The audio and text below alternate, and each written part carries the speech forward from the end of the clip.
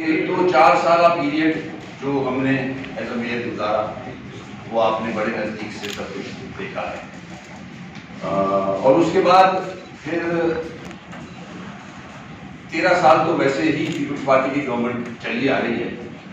वो महकमे आज भी उन्हीं के पास हैं जो 13 साल से उनके पास थे। जो 4 साल मेरे गुजरे वो महकमे मेरे पास नहीं रहे आपके में। और फिर मुझे मेयरशिप से हटे 1 साल कोई 18 दिन हो चुके हैं। 30 अगस्त को मेरा आखिरी वर्किंग डे था। तो एक जायजा मैं आपके तवज्जुह से कराची की आवाम तक पहुंचाना चाहता हूं। जिस तरह से हमने इलेक्शन जो सियासी हालात थे उस वक्त कराची का मैंडेट जो एमक्यूएम पाकिस्तान को मिला उस वक्त अगर जनरल इलेक्शन में का फिगर कोट कर दूं तो 7.5 लाख तो वोट बनता है। ये तो मैं बल्दिया की बात कर रहा हूं उसमें। और हम जिस तरह भी काउंसिल के अंदर बैठे, डिस्ट्रिक्ट के जो चेयरमैन थे, वाइस चेयरमैन थे, उन्होंने अपनी जिम्मेदारियां जिस तरह से निभाई। उसके बाद ये 1 साल जो हुकूमत सिंध के पास सारे महकमे इंक्लूडिंग केएमसी 4 साल तो वो कह सकते थे कि ये मेयर के पास है, डिस्ट्रिक्ट जो है वो डिस्ट्रिक्ट चेयरमैन के पास है। मगर पिछले 1 साल से सारे महकमे सिंध गवर्नमेंट के पास हैं। और एडमिनिस्ट्रेटर्स जिस तरह से तब्दील हुए आपके सामने, आज नए एडमिनिस्ट्रेटर को भी मेरे ख्याल में कोई बार 1.25 महीना होने वाला है। 1.25 महीने तक तो एक लिक्विड डाइट दी जाती है, उसके बाद फिर सॉलिड डाइट पे आता है। तो अल्लाह करे कराची के लिए बेहतरी लेके आए। मैं और भी जरूरी समझता हूं कि जिस तरह से केएमसी के फंक्शंस और केएमसी के वसाइल पर हुकूमत सिंध कब्जा कर रही है मुख्तलिफ तौर तरीके अपना के, वो भी मैं अवाम के सामने रखना चाहूंगा। क्योंकि आने वाले वक्त में आप देखोगे कि किस किस्म के नोटिफिकेशंस आपके सामने आएंगे, कौन कौन से महकमे केएमसी से फारिग कराए जाएंगे, और जो हुकूमत सिंध के पास डिपार्टमेंट्स हैं, मिनिस्ट्रीज हैं, उनमें जम किए जाएंगे और नए डिपार्टमेंट्स भी under the administrative control of Sindh government बनाए जाएंगे। नंबर 2, आप जानते हैं कि आर्टिकल 140A को जिस तरह से implement in letter and spirit होना था अकॉर्डिंग टू 18th अमेंडमेंट, वो नहीं किया गया और आइन की धज्जियां उड़ाई जा रही हैं। जिन एरियाज में केएमसी ने काम किया, टीएमसी ने काम किया, उसमें 4 साल दौर में हमने सड़कें भी बनाई, हमने पार्क्स भी बनाए, और जाते हुए जो पाइपलाइन में पार्क्स हैं जिनका इफ्तिताह आज के एडमिनिस्ट्रेटर कर रहे हैं, जाहिर है इनके पास तो वो बजट है नहीं कि ये नया पार्क बनाए, ये हम ही ने अपने बजट से देखेंगे जिस जो पाइपलाइन में है। उसके बाद कब्रिस्तान में हम बेहतरी लेके आए, अंडर पासिस में हम बेहतरी लेके आए। आपने देखा होगा टाइल्स लग रहे थे, वो रोक दिए गए। तजावुजात का खात्मा अस्पताल में हमने कोशिश की कि हम कुछ बेहतरी ला सके। जुल्फिकाराबाद ऑयल टर्मिनल में बहुत बेहतरी लेके आए हम। फायर ब्रिगेड के अंदर हम बहुत बेहतरी लेके आए। स्टेट डिपार्टमेंट में हम बेहतरी लेके आए। मगर उस तरह से जिस तरह से डिपार्टमेंट्स को तरक्की करनी चाहिए थी, जिस तरह से डिपार्टमेंट्स के जो इश्यूज थे वो सेटिस्फैक्टरी तरीके से रिजॉल्व नहीं हो सके because of lack of funds, जिसका मैं काफी दफा इजहार कर चुका हूं। जहां प्रॉब्लम एरिया था, ये मैं वो बातें बता रहा हूं जो मैं फेस कर रहा था एज अ मेयर या चेयरमैन फेस कर रहे थे डिस्ट्रिक्ट में। जो महकमे प्रॉब्लम एरिया बन गए थे जब मैं मेयर था, आप लोगों के इल्म में है, आप खुद देखते थे। चार्ज पार्किंग को इस पूरी तरह डिवाइड किया हुआ था। मुख्तलिफ डिस्ट्रिक्ट के इश्यूज थे, बहुत सारी लिटिगेशन थी जिनको सिंध गवर्नमेंट की प्रोटेक्शन थी, वहां के लोगों की प्रोटेक्शन थी कि वो रिजॉल्व नहीं हो सके। स्लॉटर हाउस है उसके अंदर, वो लिटिगेशन का शिकार रहा पूरे 4 साल, आज भी है।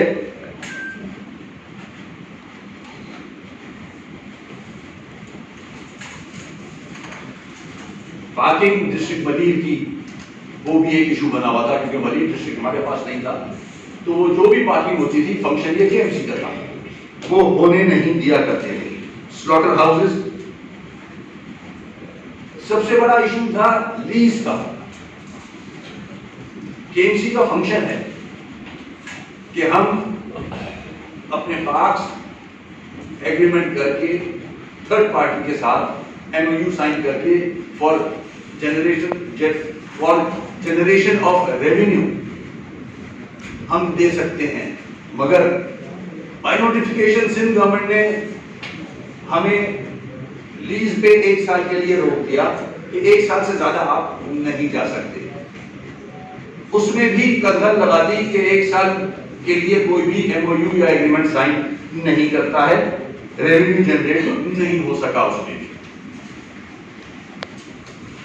उसके बाद मैं आपको ऑक्ट्रॉय जिला टैक्स, सब जानते हैं केएमसी को कवर करते रहे हैं, जो जिला टैक्स ये सस्पेंड किया गया है। जिला टैक्स हमने पीटीआई से भी रिक्वेस्ट की, ये अबॉलिश नहीं किया गया, और जो जिला टैक्स मिलना चाहिए कराची को उस तरह से जिला टैक्स ऑक्ट्रॉय का नहीं दिया जा रहा। इस जिला टैक्स जो हमें मिलता है वो 2000 से लेके 2019 तक 55 अरब के करीब मिला, और मिलना चाहिए था 116 अरब। 61 अरब का शॉर्टफॉल है 2019 तक। और ये जो 61 की बात जो निकल आई कि इलेक्ट्रिक के हवाले से, आपकी नॉलेज में लाता चलूं कि ये मेरी किताब नहीं है, ये एसएलजीए 2013 जो पीपुल्स पार्टी ने एक्ट बनाया। अब इसमें एक तो म्युनिसिपल सर्विसेज का फंक्शन है। अगर मुर्तजा वहाब साहब मेरे दोस्त हैं, अच्छे आदमी हैं, पार्ट 2 पेज 183 को गौर से पढ़ ले तो इसमें क्लियरली लिखा हुआ है कि केएमसी जो है वो कौन कौन से टैक्स जमा कर सकती है। मेरी मुर्तजा वहाब साहब से रिक्वेस्ट होगी कि इलेक्ट्रिक के बिल में डालने की बजाय आप बहुत नजदीक हो सीएम साहब के, बिलावल साहब के, जो केएमसी के फंक्शन उसमें डिस्क्राइब्ड हैं, जो केएमसी के फंक्शंस हैं, उसको तो कम से कम वापस करवा दें केएमसी को, जो कि बाय नोटिफिकेशन सीएम साहब ने अपने पास रखे हुए हैं। ये काम तो कर लें, केएमसी पे एहसान कर दें कि जो फंक्शंस आपने लिखे हैं केएमसी के, एक तो फंक्शन होते हैं और एक होता है जहां आप टैक्स लेवी कर सकते हैं, जहां केएमसी टैक्स लगा सकता है।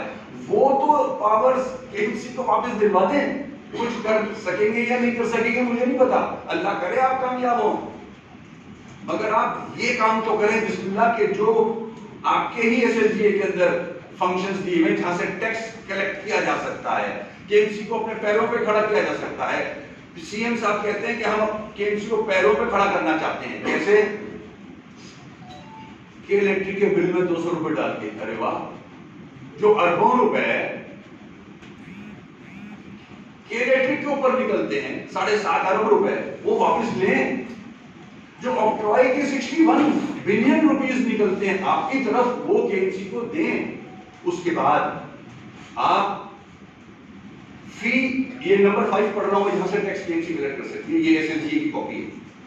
Fee on conversion of land use all over the city, ये केएमसी का फंक्शन है। इसमें प्रॉपर्टी, इसमें कमर्शियलाइजेशन टैक्स, इसमें बेटरमेंट टैक्स केएमसी को मिलता था, इन्होंने अपने पास रख लिया थ्रू बिल्डिंग कंट्रोल अथॉरिटी। अब बिल्डिंग कंट्रोल अथॉरिटी जमा करती है ये टैक्स। कहां है? 12 किलोमीटर स्टार गेट से लेके मेट्रोपोल तक जो शारे फैसल है केएमसी मेंटेन करती है, मगर टैक्सेस उस पे इजारादारी कैंटोनमेंट की है। अब ये टोल कौन जमा करता है? Transport department, government of state. मैं सिर्फ ये एडमिनिस्ट्रेटर साहब के लिए बात कर रहा हूं कि एसएलजीए उन्हीं का लिखा हुआ क्या कहता है। आप टैक्स कलेक्ट करने के लिए इधर उधर जा रहे हैं, आपके घर के अंदर है टैक्स, केएमसी के अंदर है टैक्स, जो आपने प्रिस्क्राइब किया हुआ है। उसके बाद बीटीएस टावर, मैं पूरे 4 साल बीटीएस टावर के लिए सीएम साहब से बात करता रहा और सीएम साहब मुझे यकीन दहानी कराते रहे कि शाम को नोटिफिकेशन हो जाएगा, कल नोटिफिकेशन हो जाएगा, अगले हफ्ते नोटिफिकेशन हो जाएगा। बीटीएस टावर जितने घरों में लगे हुए वो केएमसी का फंक्शन है, सिंध बिल्डिंग कंट्रोल अथॉरिटी लेती है वो टैक्स, हम नहीं ले सकते। Entertainment tax number 11 excise department लेता है गवर्नमेंट ऑफ सिंध का, ये केएमसी का फंक्शन है। सबसे बड़ी चीज नंबर 13 एसएलजे 2013 मैंने नहीं बनाया, सीएम साहब ने बनाया। Cess on any taxes levied by the government, Sindh government Karachi से जितना भी टैक्स लेगी उसका एक कोई भी परसेंटेज तय करके केएमसी को दिया जाएगा। आज तक नहीं दिया जाता। Property tax, commercialisation tax, betterment tax, ये एरियाज हैं जहां से केएमसी टैक्स कलेक्ट कर सकती है। फंक्शंस को तो छोड़ दें, जो फंक्शंस दिए हुए हैं वो भी बाय नोटिफिकेशन सीएम साहब ने अपने पास रखे हैं। आपने सिंध बिल्डिंग कंट्रोल अथॉरिटी बनाई थी, क्या आप कामयाब हुए हो उसमें? आपने केडीए बनाया था, क्या केडीए में कामयाब हुए हो? एमडीए में कामयाब हुए हो?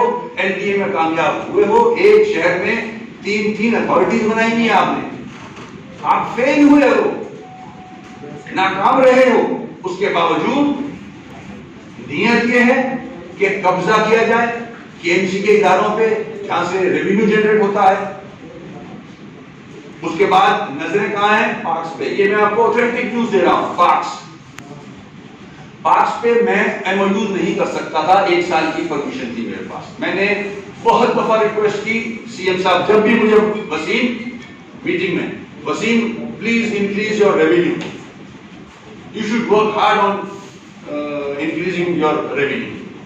तो मैं उनको जवाब देता था मीटिंग के अंदर कि मुझे लीज की परमिशन 5 साल की कर दें, 10 साल की कर दें, ताकि मैं एमओयू साइन करूं किसी के साथ, किसी पार्क को कमर्शियल करें और उसका एरिया को किसी, ताकि उधर से रेवेन्यू जनरेट हो। अच्छा ओके करता हूं, नहीं किया। अब Sindh parks and recreation authority बनाई जा रही है। सारे पार्क्स कराची के माशाल्लाह आप देखेंगे, हाल देख लें, बाग इब्न कासिम सबने देखा है मैंने किस तरह खड़े होकर बनवाया था, पोलो ग्राउंड किस तरह बनवाया था, झील पार्क किस तरह बनवाया था, कितनी हिल किस तरह बनवाई थी खड़े होकर। अब ये कमर्शियल करने जा रहे हैं क्योंकि सुप्रीम कोर्ट के ऑर्डर्स की वायलेशन होगी। मैं आपको पहले से बोल रहा हूं कि जालों को ठेके कराएंगे। ये हमारे जितने भी कराची के असासे हैं ये लुटने जा रहे हैं। अब आता हूं मैं इनकी 1 साल जो गुजरा है के हवाले से।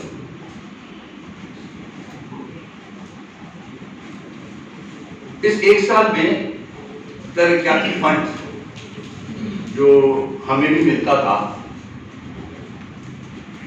तरक्याती प्रोग्राम के तहत इनको 1844 मिलियन रुपए एडीबी की मद में दिए गए। ऐसे ही है, आपकी नॉलेज में है? इनसे कुछ सवाल किया किसी ने? ये 1840 मिलियन कहाँ गए, कहाँ लगे? कोई जगह दिखाई इन्होंने ये पैसे कहाँ लगे? या ठेकेदारों की जो बैलेंस थे पैसे वो पूरे किए गए? कुछ सवाल तो करें, ये पैसे डेवलपमेंट के लिए आए थे।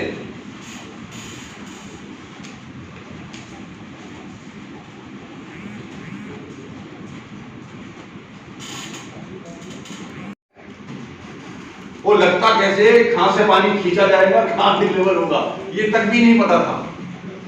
हमारे पास तो टिप्स पे पॉइंट्स थे, बारिश आएगी तो यहाँ जमा होता है पानी, स्टार गेट से लेके मेट्रोपोल तक, गवर्नर हाउस के सामने, रेंजर हेडक्वार्टर के सामने, हमें सब पता था। इनके लोग ढूंढते फिर रहे थे कि पानी कहां जमा हुआ है और वाटरिंग डी वाटरिंग पंप क्या होता है। तो इस किस्म के लोगों पे लाके लगाओगे तो कराची का क्या बनेगा? मैं यहाँ एक और चीज पूछना चाहता हूं, आप भी पूछिएगा। आखिरी साल में इनको 62 करोड़ रुपए दिए गए, उस पैसे का क्या हुआ? एडमिनिस्ट्रेटर को 2.25 अरब रुपए मिले, उस पैसे का क्या हुआ? ये 1 साल की बात कर रहा हूं मेरे हटने के बाद।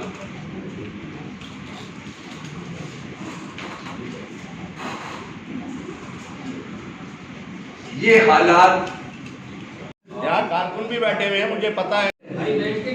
हम सारे ऑप्शंस एग्जॉस्ट कर रहे हैं, हम प्रेस कॉन्फ्रेंस भी कर रहे हैं, हम हर इशू को आवाम के सामने रख रहे हैं। आप देखते हो कि आप खुद तशरीफ लाते हो बाद रात, हम हर इशू पे बात करते हैं, चाहे वो ये जो 5 रुपए बढ़े हैं ऑयल पे, इस पे भी हमारा बयान आ गया है, हर फोरम पे आवाज उठा रहे हैं।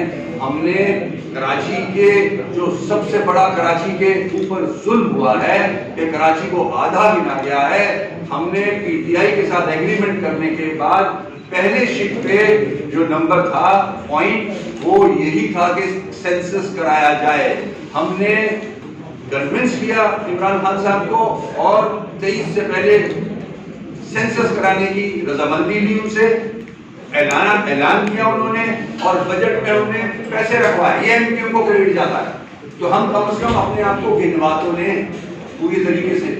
तो ऐसा नहीं है, हम पूरी कोशिश कर रहे हैं, कहीं लैग भी करते होंगे हम, जिस तरह से हमारे पास स्पेस है, जिस हालात में हम काम कर रहे हैं, मुश्किल हालात में काम कर रहे हैं। मैंने आपको बताया कि हमारा मुकाबला 2 बड़ी जमातों से रहा, खरबों जमातों से, ठीक है ना। और हम जिस मुश्किल में निकाल रहे हैं टाइम, उसमें रहते हुए हमारा अचीवमेंट है। हम ना उम्मीद नहीं हुए, हैदराबाद में अच्छी सीट मिली, ना कम मिली है, कोई बात नहीं, अगले उसमें इंशाल्लाह कोशिश करके हम और बेहतर करेंगे। रिपीट हो रहे हैं। और 35 साल वाले कौन? आपकी तरफ विचार? मैं तो 35 साल से बहुत बड़ा हूँ भाई। इनको अपना होमवर्क पूरा कर लेना बेचारा, मालूमात कर ले तो सही है, ऐसा नहीं है। देखें, मेरा उनसे कोई इख्तिलाफ नहीं। मैंने कहा पढ़ा लिखा आदमी है, अच्छा आदमी है और नीयत भी अच्छी है, काम करना चाहता है, मगर रजिया उन्होंने फंस गई इसका जवाब दिया मैंने इसी हवाले से कि हम हर ऑप्शन एग्जॉस्ट कर रहे हैं। कोर्टों में हम हैं, पीएम साहब को हम सारी चीजें बताते हैं, उनके जो असद उमर साहब हैं, गवर्नर साहब हैं, उनके सामने लेके आते हैं। हैदराबाद में जो रिजल्ट आया है, बहुत तंग आए हैं लोग, लोड शेडिंग, बुरा हाल है हैदराबाद। यही कराची का हाल है, मगर कराची को मसनूई तरीके से आपने डिवाइड किया हुआ है। मैंने बताया ना आपको कि पैसा जिस तरह से बढ़ता है, जो कंट्रोल बहुत सारी चीजें, हमें जो स्पेस दी जा रही है, हमारे ऑफिस बंद हैं, हमारे लोग जेलों में, हमारे मिसिंग पर्सन हैं।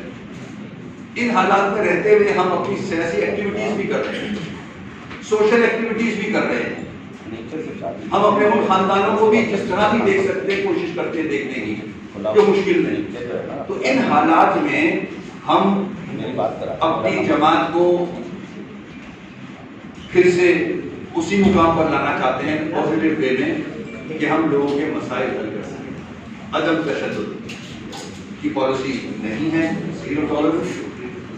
हमें पता है वोट हमारे पास है, कराची के हम हमारे साथ है, मगर उसको मौका तो दें, हमें काम करने का मौका तो दें, हमारे ऑफिस खोल दें, देखिए फिर हम कैसे काम करते हैं।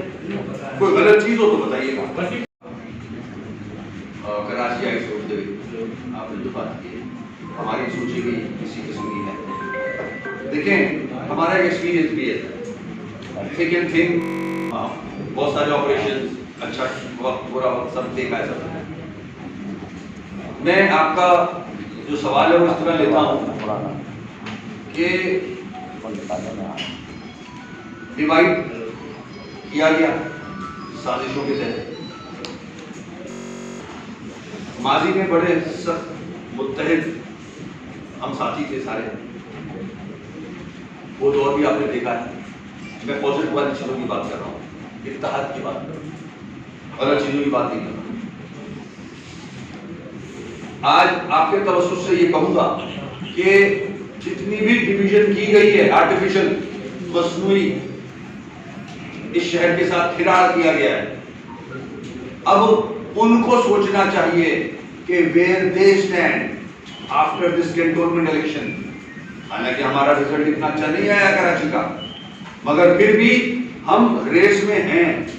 एमक्यूएम और पतन रेस में तीसरे नंबर पे है पाकिस्तान में आज भी, दूसरे नंबर पे है नेशनल असेंबली में एमएनएस का जहां तक ताल्लुक, कैंटोनमेंट की रेस में तीसरे नंबर पे। तो वो लोग सोचें जो हमसे नाराज हो गए, जबरदस्ती दूसरी जगहों पे चले गए हैं, कि असल mother party is MQM and पतन, सबको यहां आ जाए। उन्होंने अपना स्टेटस देख लिया, इस इलेक्शन के बाद किसी को एक वोट पड़ रहा है, किसी को घर का भी नहीं पड़ रहा, किसी को घर का एक वोट पड़ रहा है, किसी को 7-10 वोट पड़ रहे हैं। ये सब ट्रक की बत्ती के पीछे लगाया हुआ लोग, अपने कारोबार हैं उनके, जो सो कॉल्ड लीडर्स बने हुए हैं उनके अपने धंधे हैं, बिजनेस है, they are making good money out of Karachi. उनको इससे कोई इंटरेस्ट नहीं है, जो काम करना था उन्होंने वो कर लिया, वो जो उन्होंने प्रेस कॉन्फ्रेंस कर ली थी वो कर चुके, अब उनका कोई काम नहीं है, उनसे कोई काम नहीं लेना है। इस इलेक्शन के रिजल्ट में सबको पता चल गया है, अगर पार्टी है, अगर कराची आदमी भी खड़ा है तो पतन एमक्यूएम। तो मैं आपके तरफ से कहूंगा कि जितने बहकाए हुए लोग बहका देते हैं ना, सियासी कारकुन बड़ा भोला भी होता है, उसको पता नहीं क्या क्या ट्रक की बत्ती के पीछे मेरे पास आ गई है बात, अंदर की बात आ गई है, और मेरी मुलाकात हो गई है, अब के बस ये हो जाएगा, ये कैंटोनमेंट तो नहीं, अगले इलेक्शन में इंशाल्लाह बल्दियाती में मेरे को इतने डिस्ट्रिक्ट मिल जाएंगे। क्या बेवकूफियां कर रहे वो लोग, अपनी पार्टी में आ जाए, अपनी party deputy governor of Pakistan. मैं पार्टी पॉलिसी की बात कर रहा हूँ कि जितने ये लोग बैठे हैं एक जगह आ जाए, इस पतन के नीचे आ जाए इंशाल्लाह। जो आप बात कर रहे हो ना कि सिंध गवर्नमेंट ने लॉलीपॉप दे दे के सत्यानाश कर दिया उस प्रोजेक्ट का, कॉम्पिटेंट नहीं है, इंटरेस्ट नहीं है, विजन नहीं है। ये केस भी फेडरल गवर्नमेंट ने ले लिया है, हम पीछे लग के ले लिया, वो करने जा रहे हैं। ग्रीन लाइन आप देख रहे हो, 13 सालों से टीवी दिखाता है, कोई मिनिस्टर बोलता है 5 दिन में आ जाए, कोई 3 महीने में, 4 महीने, क्या ड्रामा है ये। तो ग्रीन लाइन भी ले दी है। फिर सेंसर सबसे बड़ा काम जिसको मैंने गिनवाया, ठीक है। मजीद पाइपलाइन में बहुत सारी चीजें हैं फेडरल गवर्नमेंट की, जिससे एमक्यूएम की डिमांड की हो, इंशाल्लाह चीजें बेहतर हो रही हैं और होना भी चाहिए जा रहा है। मैं फिर से रिपीट करता हूँ, SOS साहिब इक़्तिदार से जो मुल्क के खैर ख्वाह हैं, SOS कराची की माशी शहरक, कराची माशी शहरक है पूरे मुल्क की, उसको काटा जा रहा है, ऑक्ट्रॉय के पैसे गबन किए जा रहे हैं। ऑक्ट्रॉय में बहुत बड़ा अमाउंट मिलता था, 335 अरब रुपए मिलते अगर सही फॉर्मूले में चल रहे होते हिस्टोरिकल, ठीक है। ऑक्ट्रॉय सस्पेंड किया था वजूहात की बिना पे। अगर किसी लीडर को बता दिया जाए कि एमक्यूएम के इस लड़के ने उसको मारा है और वो यकीन कर ले और हाई कोर्ट और सुप्रीम कोर्ट उसको बरी कर दे, तो फिर वो लीडर बाहर स्टैंड करता है, जीरो। ऑक्ट्रॉय सस्पेंड हुआ है, अबॉलिश नहीं हुआ है। हमारी डिमांड रही है पीएम साहब से कि ये अबॉलिश नहीं हुआ है, इसको फिर से लगाया जाए, पूरे मुल्क में लगाया जाए।